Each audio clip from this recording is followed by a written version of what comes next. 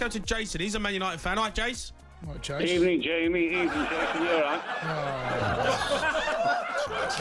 Sorry from Jason. Nothing to do with us, that, mate.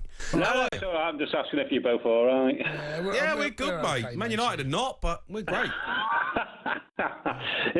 Just want to go on, pick up on the conversation. I think it was, you've said at the beginning of the show, Gary Lineker. Yeah, he said he blamed Sir Alex Ferguson. Totally agree with him. Go on. I totally agree with him. Basically, I've heard Jason's words earlier about David Gill leaving and that, and it's just, end of the day, Sir Alex was forever throwing in Roy Keane and David Beckham and Wayne Rooney's face that the club will always be bigger than them, and absolutely true, and that also includes them. But like I say, let's not forget, Sir Alex, without doubt, is the greatest Man United manager ever. Obviously, Sir Matt Busby fans back in the day will argue on that one, but as I say, he ruled the club with an iron fist, and like I say, no one messed about with him, and obviously Beckham can testify to that with a boot in his head. But also, he made the mistake of taking on the owners, and I always think, can I ask, are both of you Star Trek fans by any chance? I don't mind a bit of Star Trek, Jason. No. I don't want a bit of Star Trek. Jason's a Star Trek fan, but I don't What, think Captain Jason Kirk? is. That one, Captain Kirk? No, I'm going to, 75 years on, The Next Generation. There's an episode, Captain Picard, where he meets the god Jean-Luc. It's called Q. Jean-Luc Picard? There is a point to what I'm coming to with Sir Alex and that, but there's an episode where he can look back on his life and that, where he picks a thread of his life and he picks at it and it unravels all in his face at a time. Is it on his face? He unravelled in his face. He unravels. Jeez, Basically, I missed that episode. I won't go into the details of it. He unravelled in his face? No, unravels his timeline, and it's just basically, when it goes back to his actual timeline, it's just, it becomes a different person, and... What's the point here? What the point is, Sir Alex took on the owners, which he shouldn't have done, and he's picked out a thread, which he shouldn't have done. Like I say, he could have a go at Roy Keane and Rooney and Beckham and basically tell them the club's bigger than them, but if you've read any of his biographies, especially the first one, he went to Martin Edwards and basically said, when he was initially going to retire in 2001, that's where do I go next? And Martin Edwards says, I beg your pardon, what do you mean, where do you go next? And I said, well, what's my part in the club? He said, well, we'll just shake hands and say goodbye. We don't want another Sir Matt Busby scenario. He goes, what do you mean by that? Martin Edwards did Sir Alex, and he just said, well, like I said, we don't want, like I say, a shadow on the club and all that, and basically, like I say, where the next manager is going to be intimidated by a presence like yourself and that, and then obviously that's one of his decisions. I say one of his U-turn decisions in 2001 why he didn't retire and basically stuck with the club, because Martin Edwards was a cracking chairman and basically told him, Man United is bigger than you. Oh, I love that music. Live long and prosper, both of you. Who's your favourite character? Do you like a bit of Wolf? No, well, from Next Generation, it's got to be Data. From the original series, it's got to be Scotty. You can't beat Scotty. The original? Yeah, the original series, Scotty. Next Generation. Is that Beam Me Up Scotty? Beam Me Up Scotty, yeah. Yeah. Who's the other one? Who's the other one? Loads of them. Go on. Jason, there's Deep Space Nine, there's Voyager. No, I'm talking about the actors in it. Oh, actors? James Doohan played Scotty. Yeah. Oh, you're taking the mickey now, come on. All right, James, listen. We don't do that. Move on. All right. We don't do that. Let's go to Joel, who's a Man United fan. Joel? All right, Joel. Hi there, guys.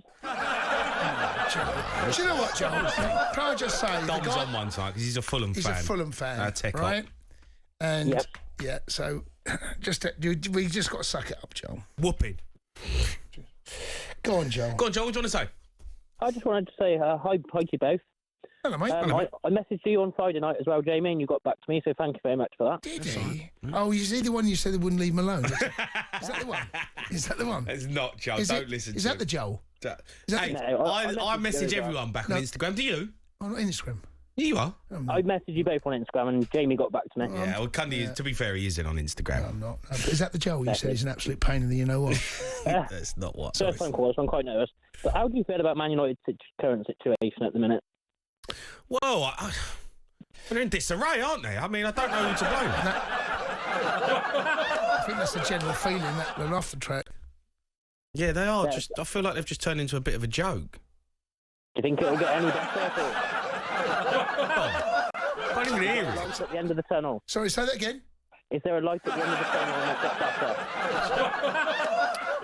No, don't be like that to Joel. I think that there is always light at the end of the tunnel because you're Manchester United.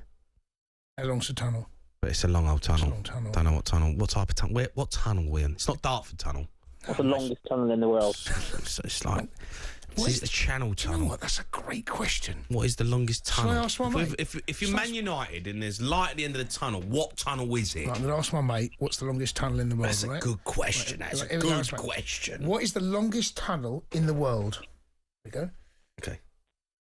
No, she doesn't speak to me. It's in Norway. Norway? Oh, my gosh. The largest road tunnel this is in Norway. Yeah. How far is it? I mean, I want you to guess. I want. Okay, I'm going to go 1,000 kilometres. Okay, hold on. No, it's not that. Isn't it a Scandinavian country, Norway, there? It is. Well done. Well worked out. Right. What's that mean? So, I've got to do tunnels. Anyway, it was built between 1995 and 2000. So, right, it took about 15 years to build. talkSPORT breaking news. Roughly 15 years. Don't shoot. No, it's not. It's not that long. It's in kilometres. I'll tell you what I'll do. I'll give you 5 kilometres wiggle room each. So, what's your guess? Joe? I'm going to go with 1,250. No. Listen, go to Australia. I'm going to go with... Put it this way, right? Okay. No, don't even go there. It's not 3 figures. I'm trying to help you out here. Right, yeah, no, I wasn't going to go 3 figures. It's not I'm going to go... You got 5... I'm going to go 68 kilometres. It's 25 kilometres. I don't feel that far. That's the longest tunnel in the world. That's what it says here, mate. Channel Tunnel goes under the ocean. I know, mate. It's only about 6 miles, isn't it? 8 miles, France. It's not far. I know, but I feel like you could go further if you needed to. Well, if you wanted to, of course you could. Do you know what I mean? So, Well, like, look, 25 miles don't feel like that far for a tunnel. It's 20 The kilometres. longest tunnel in the world is only 25k. You can Right, run look, it. Look, listen, don't have a pop at me. All right? I'm only telling you. I didn't build it. I know, but I'm disappointed. Surely there's one in China that goes on forever. That's the wall.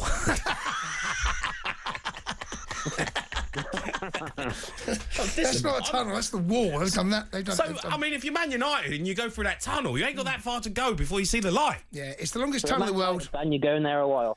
It travels through several mountainous formations between Lardal and Åland in western Norway. Construction 85 there. It was finished at the end of 2000s. There you go. Okay, thanks for nothing. All right. I have to be honest. I thought it'd be longer as well. See, I was expecting hundreds of miles. I was expecting, Amarim's got a long old way to go. Yeah, but if you think about that, he hasn't got that far to go. He ain't got that far, mate. He's doing, No, it's like the end of the tunnel. Hang in there. Hang in there. Hang in there. Nottingham Forest boss Nuno spoke to talkSPORT after they went through on penalty. He was asked for his thoughts on reaching the quarterfinals. We are happy. We are delighted when a game goes to the penalties. The emotions are so high, but really happy for our fans and especially for the boys, the way they compete and the way they did well the job on taking the penalty. And in the end, Mats gave us an amazing save that allowed us to go through. It was great to see you dance across the turf in celebration at the penalty kicks. I saw you give someone a piggyback at some stage over there. It was all very jovial. How key has that team spirit that you've fostered here been to your success this season? It's the boys. You see the joy in the end. We work so hard together and we suffer together, and now it's a moment to celebrate. But like you said, the bond is our pillar. Yeah, Nuno obviously very happy with the result tonight. They go through on penalties. Gary, though, he's an Ipswich fan. They went out tonight. All right, Gary? What, Gaz? Hi, boys. How you doing? I'm good, mate. Did you go to the game? Yeah, just driving home now. Feels like a long drive as well. God, I mean, you know what? You gave a good account of yourselves, though. Fair play. Yeah, do you know what? It's what I say as well. I'm so proud of the team and what Kieran McKenna's achieved. You know, 7 of that starting lineup tonight finished the league in League One a couple of seasons ago. So just goes to show how far he's brought the team. Yeah. You know, gutted with the result tonight, obviously, but you know the future's still Ipswich. Might have to go down, come back up again, but you know he's doing good things for the future, and we battled so hard tonight. Just so proud of the boys. Yeah, the penalty at the end is just a killer, isn't it? You could see the pressure in his face when he had to step up. He knows he's the last one. Yeah, has to score. Everyone scored. Yeah, lips were out. You could tell his little lips. I felt you could just feel his. Well, someone's got to miss, mate, and your heart bleeds for everyone. You play like that though, Gary. You got a chance. Yeah, absolutely. And yeah, I felt gutted for Jack Taylor's night. He's been super for us over the last couple of seasons. But yeah, we just need a bit of luck every now and again as well. It doesn't quite fall for us all the time. But yeah, so if we battle like that again for the remaining games of the season, and then hopefully we've got a bit of a chance with a bit of luck. Fingers crossed. Yeah. All right, Gal. Yeah, I hope they stay up. Ipswich. Be good to see it. They got a chance. They got a chance. They got more of a chance than the two outfits below them, I think. Yeah, I agree. They got more about them. Yeah, definitely. Yeah. All right, keep your calls coming in. We'll squeeze them on. We've got Dermot Gallagher as well. He's coming up next. Loads to talk about over VAR. Derm's going to get it. You are listening to the Sports Bar on talkSPORT with talkSPORT Bet. Visit talksportbet.com today for exclusive offers and bonuses. 18 plus. Be gambler dog. The Sports Bar with Jamie O'Hara and Jason Cundy. Monday to Thursday nights from 10 on AM, on DAB, via the talkSPORT app and on your smart speaker. talkSPORT.